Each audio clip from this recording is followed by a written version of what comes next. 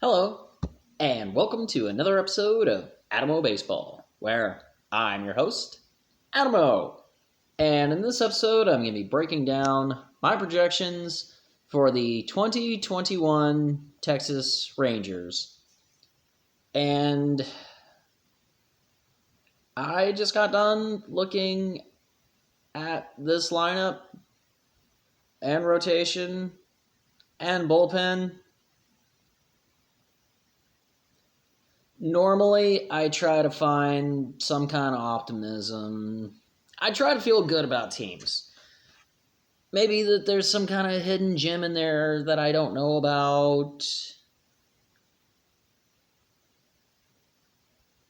This is not going to be a good team. I got them picked finishing fourth. But if they finish last in the American League West, don't be surprised.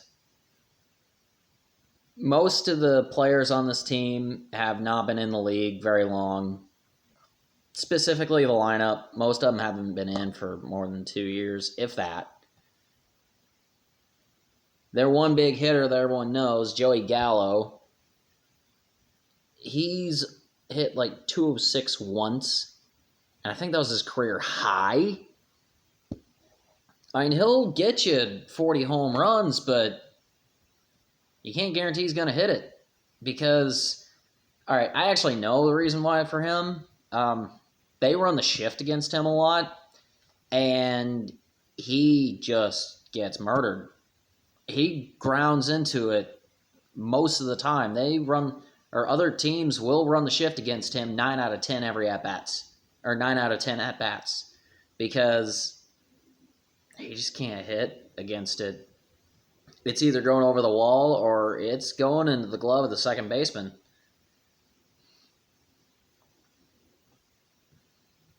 Their rotation, I have no optimism. Normally, I can find at least one guy where it's like, okay, I can get behind that.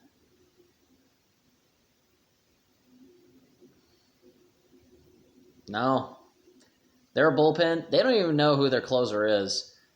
It looks like it's going to be a closer by committee, and no one knows. MLB.com literally put not applicable.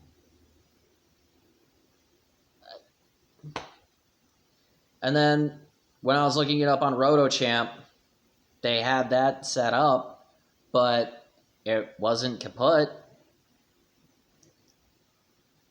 So unless if there are a lot of surprises, and I do mean a lot, this is not going to be a good team. Up and down the board, if there's a pitcher that wins 13 games, I'd be surprised. This is going to be one of those teams that has an all-star because the league mandates it. Not because they actually have a player that's going to get there on their own. Maybe one of the young guys who's raw, is able to have a breakout year, but I don't see it. So, like always, I'm going to go ahead and get into the lineup. I'm going to assume I'm pronouncing his first name wrong. Leody Tavares, center field. He's one of those raw players. He doesn't have a lot of experience. I think last year was his first season in the league. And he didn't play particularly bad, at least from a hitting standpoint. I don't think that he's necessarily going to be good this year. I don't see it. He could be one of those raw talent guys that ends up having a breakout season, but I don't think he will. Batting second, Nick Solak, second base, second year in the league. He doesn't really have a lot of experience, and there really isn't much yet to show for it. Again, he could have a breakout year. If there's a breakout year at the top of the lineup, it's going to be one of those two guys. probably. Batting third, Isaiah Kiner Falefa, shortstop.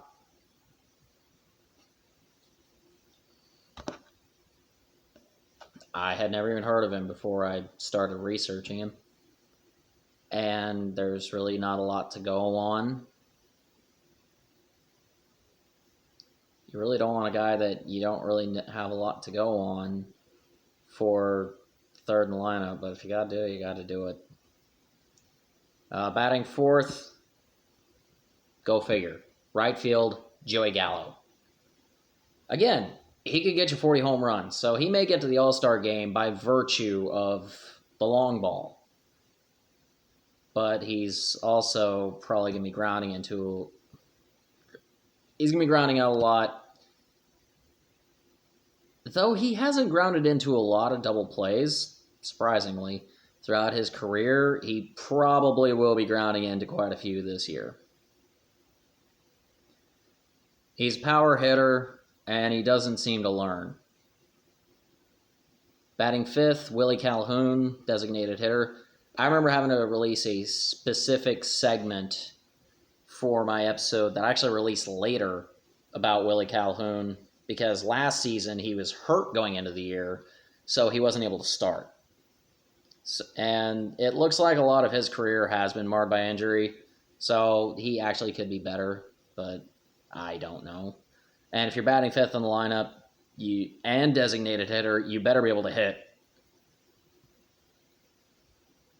Batting sixth, David Dahl, left field. Raw, not a lot of data to go off of. I haven't seen him play, so there's really not a lot to go on there. Batting seventh, Rougned Odor, third base. He is still famous for decking Jose Bautista in the bottom jaw, but he's not really known for anything else. He's had a couple of decent seasons, but he hasn't been phenomenal to any extent of the imagination. Batting eight. Okay, this is the one I'm actually curious about. Nate Lowe, first base. He was on the Rays playoff team last year. He did not play in the World Series. He played in one game against Toronto in the postseason last year. And he didn't have a lot of playing time with the Rays last year or the year before. He was on the team both times. So he does know what it's like to win, and he knows how. He's seen winning up close. I don't think he was on the World Series roster. That's why he didn't play there. He didn't make the roster for it. I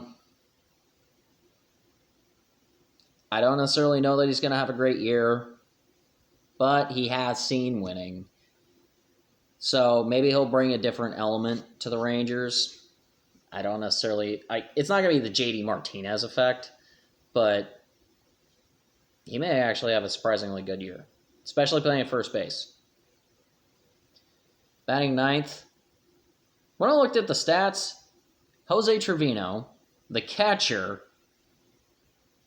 hits the best at about 250.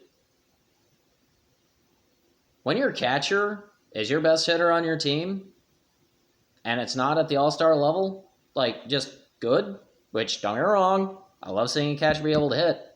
But when your catcher is your best hitter, and he's average, you don't want that. Now, you do want your catcher to lead your team. And of what I'm seeing, he is doing that, at least from what I can see. But you don't want your catcher to be your best hitter on the team. No.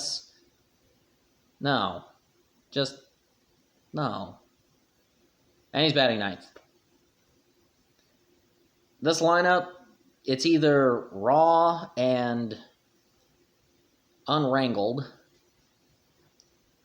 or it's based solely off power and not moving the runners. Oh, I was talking about Joey Gallo. 2018, he had 207 strikeouts. I am not making that up. He struck out 207 times. 2019, he made the All-Star game, struck out 114. Now, being able to cut his strikeouts down that much is good, but he still struck out over 100 times, which is not something you want. I know he's a power hitter, but I don't know. I think I'm being too critical of him. All right, let's get into the rotation. First guy in the rotation, Kyle Gibson. So he was pitching in Minnesota for quite a while, and it turns out he had a couple of good years, but Minnesota let him walk because he was probably a 5 guy in the rotation. He's not going to lead your team to victory, and he actually should be 5 in most rotations, maybe 4. Pitching second, Mike Fultinowitz. He had his all-star season in, I think it was 2018. Outside of that one season, he's been pitching since 2014. This is his 8th season in the league. He's had 1 year that was really good. Like, he was a consistent force that season. Outside of that, he's never had an ERA below 5. 4 is like the max that you want for an ERA. You tolerate 4.2. He typically has about 5. Pitching third, Kohei Oihara. So he's only ever played in Japan. The last few years, like 3 or 4, he's actually pitched pretty well. And the Japanese league is very, very well respected in baseball circles because it's considered that and the Korean league are the 2 leagues that are considered the most respected international leagues, that being not Major League Baseball. So he actually has pitched pretty well. So if anyone's going to make the All-Star game, it's probably him. And I think the Rangers may have gotten a diamond in the rough. But he's been pitching in Japan since 2015.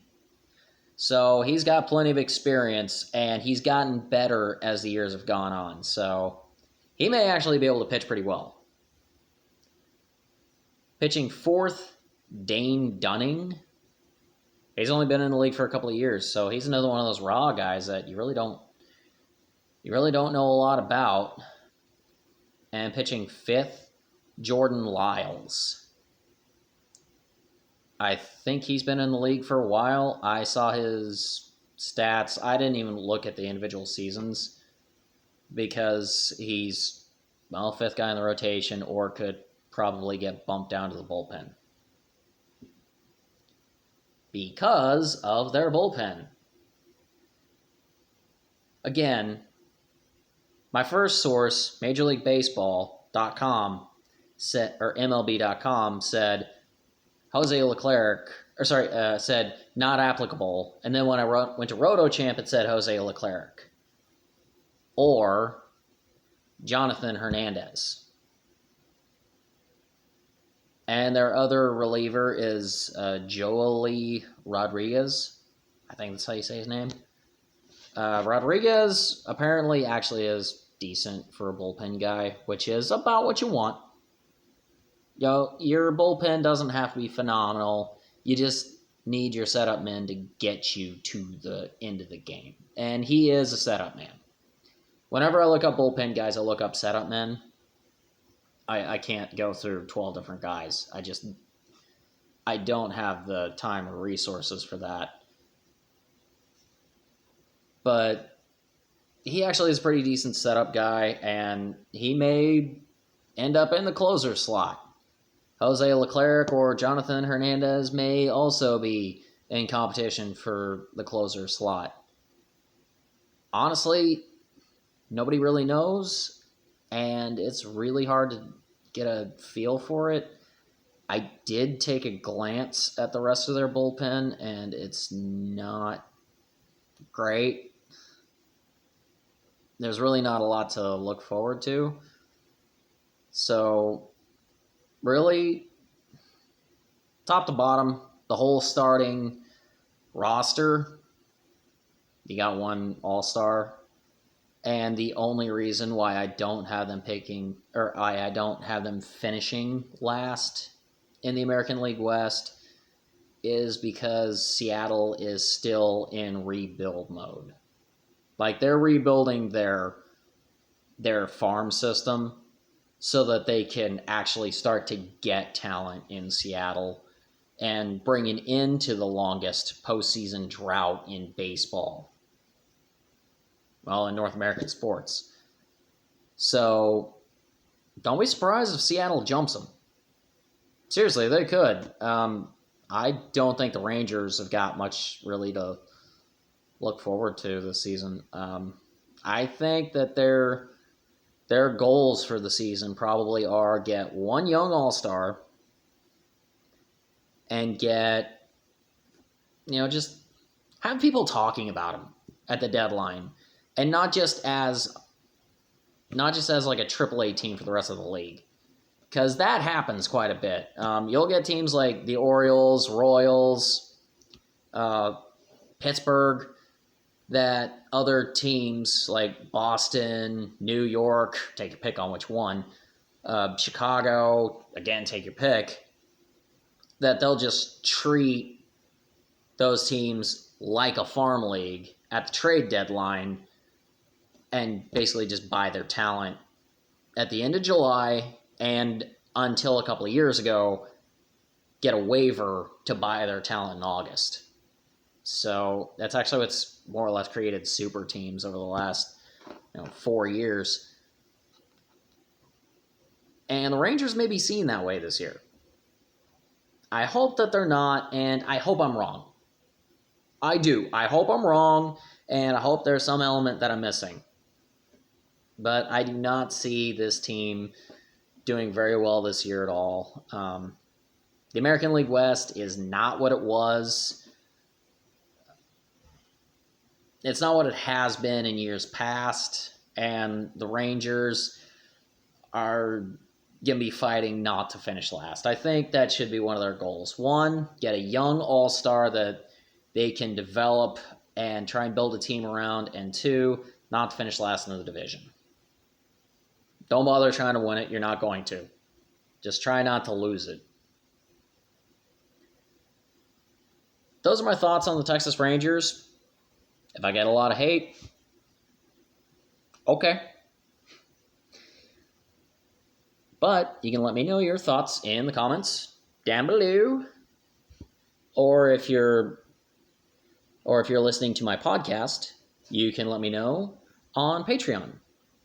Adam O Baseball Podcast. No hyphen on Patreon. So, with that being said, thank you for listening. Cheers until next time.